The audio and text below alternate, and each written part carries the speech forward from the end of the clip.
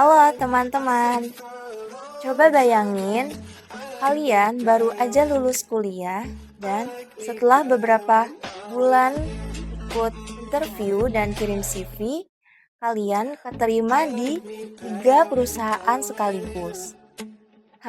Harusnya senang dong ya, tapi muncul masalah baru. Aku pilih yang mana ya? Jawabannya sebenarnya gampang kan? Tinggal pilih aja gajinya yang paling besar. Tapi penawaran dari ketiga perusahaan tersebut ternyata nggak sesederhana itu. Nah, lewat video ini, aku mau ngajak kalian buat menganalisis dari ketiga penawaran dari perusahaan tersebut dan memahami kenapa penting banget buat tahu kompensasi dan benefit sebelum kalian memilih perusahaan tersebut. Oke, kita masuk ke perusahaan yang pertama. Perusahaan A menawarkan gaji sebesar 9 juta per bulan. Awalnya aku langsung mikir, wah lumayan banget nih. Siapa sih yang gak tergiur sama nominal segitu? Tapi setelah aku baca lebih detail, ternyata benefit yang diberikan oleh perusahaan A itu cukup terbatas. Misalnya, belum ada asuransi kesehatan tambahan, belum ada program pengembangan karir, dan jam kerjanya itu cukup ketat. Nah, di sini aku baru menyadari bahwa angka dari gaji saja itu tidak cukup untuk menggambarkan kualitas dari pekerja. Kita masuk ke perusahaan yang kedua. Perusahaan B menawarkan gaji sebesar 8 juta per bulan. Awalnya aku berpikir, kok lebih kecil ya? Tapi setelah aku baca lebih detail, ternyata perusahaan B memberikan benefit yang cukup banyak.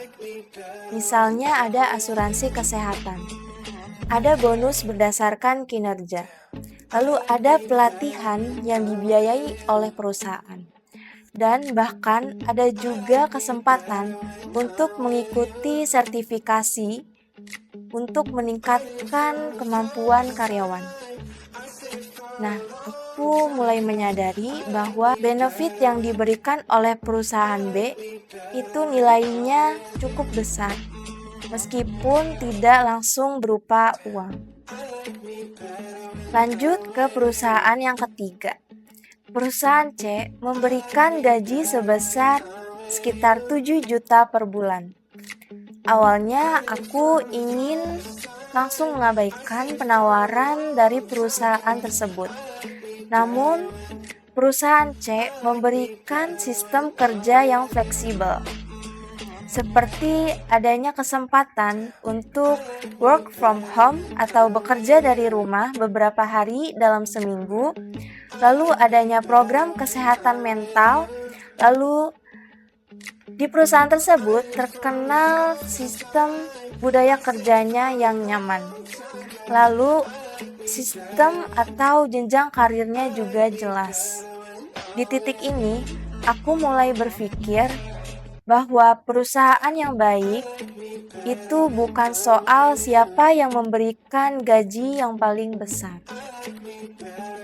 Setelah melihat ketiga perusahaan tersebut, aku jadi sadar kalau kita sebelum memilih pekerjaan, penting untuk memahami apa yang dimaksud kompensasi dan benefit. Nah, kalau tadi kita melihatnya dari sudut pandang pencari kerja, sekarang yuk kita lihat dari sudut pandang ilmu manajemen sumber daya manusia.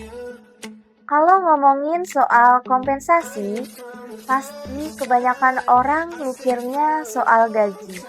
Padahal kompensasi itu lebih luas dari sekedar gaji saja. Apa sih kompensasi itu? Kompensasi merupakan segala bentuk balas jasa dari perusahaan terhadap karyawannya atas semua pekerjaan yang telah dilakukan oleh karyawan. Contohnya itu ada gaji pokok, ada bonus, ada komisi, lalu ada juga tunjangan. Nah, selain kompensasi, ada juga yang namanya benefit. Apa itu benefit? Benefit merupakan fasilitas atau keuntungan tambahan yang diberikan oleh perusahaan terhadap karyawannya. Untuk apa? Untuk meningkatkan kesejahteraan karyawan. Apa saja bentuk benefit? Ada asuransi kesehatan, ada BPJS, ada cuti, ada program pelatihan, bahkan kebijakan yang fleksibel itu juga merupakan benefit. Jadi, kalau kompensasi itu identiknya keimbangan atas pekerjaan karyawan, sementara benefit lebih berfokus kepada kesejahteraan karyawan. Nah, sekarang kita bandingkan. Perusahaan A unggul dalam kompensasi karena ia memberikan gaji yang paling tinggi. Perusahaan B memberikan keseimbangan antara gaji dan benefit. Perusahaan C lebih berfokus kepada kualitas karyawan karena memberikan berbagai benefit non-finansial. Kalau tujuan seseorang mendapatkan penghasilan sebanyak mungkin dalam waktu singkat, mungkin perusahaan A akan menjadi pilihan. Akan tetapi, jika seseorang ingin berkembang, merasa nyaman saat bekerja, dan memiliki perlindungan yang baik, maka perusahaan B dan C akan menjadi pilihan yang tepat. Kenapa? Benefit itu penting karena banyak perusahaan mulai menyadari bahwa untuk mempertahankan karyawan itu tidak cukup bermodalkan gaji yang tinggi. Karyawan juga ingin merasa dihargai, lalu memiliki kesempatan untuk berkembang dan memiliki lingkungan kerja yang sehat. Nah, karena itu benefit penting untuk meningkatkan kepuasan kerja, meningkatkan motivasi karyawan, meningkatkan loyalitas, dan juga meningkatkan produktivitas kerja karyawan. Tidak heran kalau banyak orang lebih memilih menerima gaji kecil asalkan benefit yang diberikan oleh perusahaan itu cukup banyak.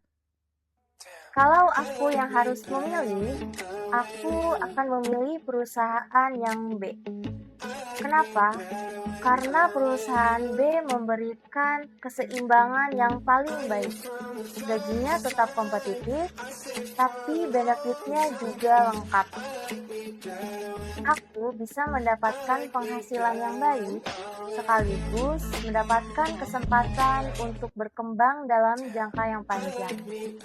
Menurutku, memang pada dasarnya memilih pekerjaan itu tidak didasarkan hanya pada soal gaji saja, melainkan mempertimbangkan manfaat lainnya selama bekerja. Nah, dari cerita tadi dapat kita lihat bahwa kompensasi dan benefit memiliki peran yang sama-sama penting.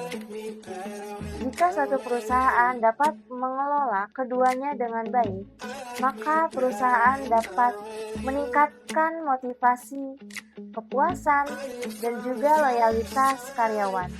Jadi, jika suatu hari nanti kita dihadapkan pada beberapa pilihan perusahaan, maka jangan dilihat dari gajinya saja.